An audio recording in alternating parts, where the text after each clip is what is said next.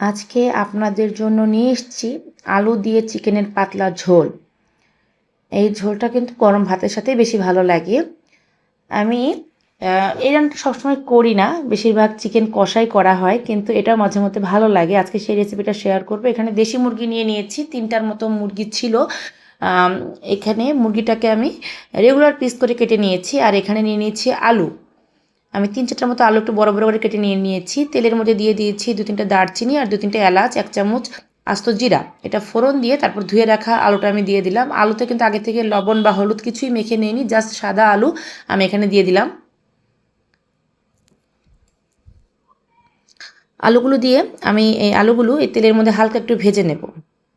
আর গরম মশলাটা তেলে ফোড়ন দেবেন, তাতে করে খুব সুন্দর একটা স্মেল আসে। আমার কাছে খুব ভালো লাগে, এই জন্য আমি এটা তেলে দিয়ে দিই। এখন এখানে আমি দিয়ে দিলাম লবণ। লবণটা একটু বেশি করে দিয়েছি। চিকেনের তরকারি রান্না করতে যতটুকু লবণ লাগবে ততটুকু লবণই আমি দিয়ে দিলাম। দিয়ে এই আলুর সাথে খুব ভালো করে আমি একটু কষিয়ে নেব। এখন ধুয়ে রাখা চিকেনের পিসগুলো আমি দিয়ে দিলাম।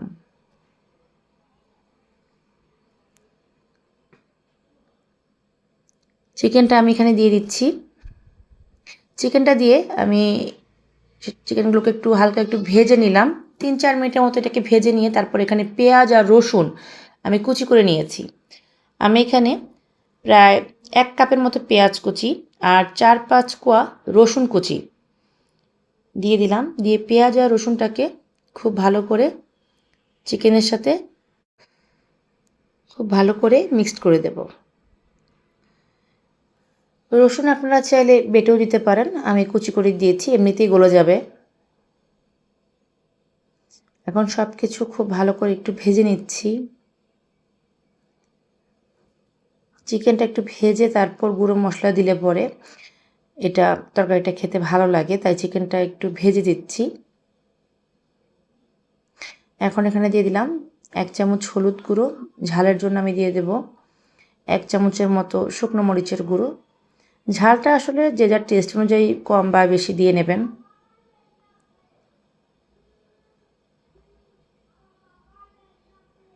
এখানে আমি দিয়ে দিলাম ভাজা ধনে গুঁড়ো, সেটা আমি 1/2 চামচ দিয়েছি।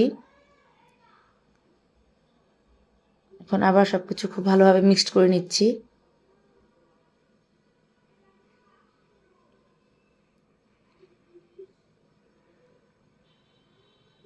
চিকেনটাকে একটু ভালো মতো আমরা কষিয়ে নেব। আমি কিন্তু এখনও আদা বাটা দেইনি, আমি একটু পরে আদা বাটা দেব। রসুন যেহেতু কুচি দিয়েছি, রসুন বাটা দেওয়ার আর প্রয়োজন নেই। কেউ যদি রসুন বাটা ইউজ করেন তাহলে কুচিটা দেবেন না। এখানে আমি আদা বাটা দিয়ে দিলাম। আদা বাটাটা আমি 1 টেবিল চামচের মতোই দিলাম। আদা বাটা দিয়ে এখন সব কিছু খুব ভালোভাবে আমি মিক্সড করে নেব। খুব সিম্পল একটা রেসিপি।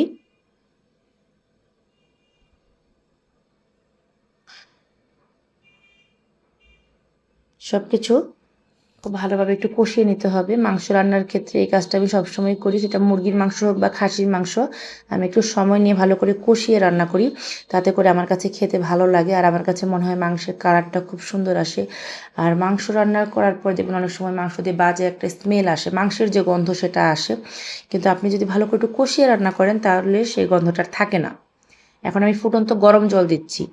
আপনারা চাইলে ঠান্ডা জলও দিতে পারেন, তবে মাংস রান্নার ক্ষেত্রে একটু গরম জল দেওয়ার চেষ্টা করবেন, তরকারির টেস্ট কিন্তু দ্বিগুণ বেড়ে যায়। ঝোল দিয়ে দিলাম। এবার সব কিছু খুব ভালো করে মিক্সড করে দিচ্ছি। চুলার আঁচটাকে এখন আমি বাড়িয়ে দেবো। এটাকে আমি 30 থেকে 40 মিনিট হাই হিটে রান্নাটা করে নেব।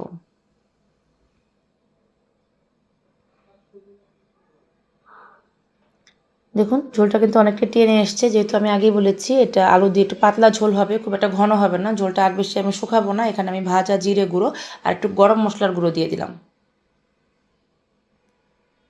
সব কিছু খুব ভালো করে মিক্সড করে নামানোর আগে আমি একটু ঘি দিয়ে দিয়েছি। যারা ঘিয়ের ফ্লেভার পছন্দ করেন হাতের কাছে থাকলে অবশ্যই একটু ঘি দিয়ে দেবেন। হয়ে গেল আমার আলু দিয়ে চিকেনের পাতলা ঝোল। আমি এখন এটাকে বলে সার্ভ করে আপনাদের দেখাচ্ছি।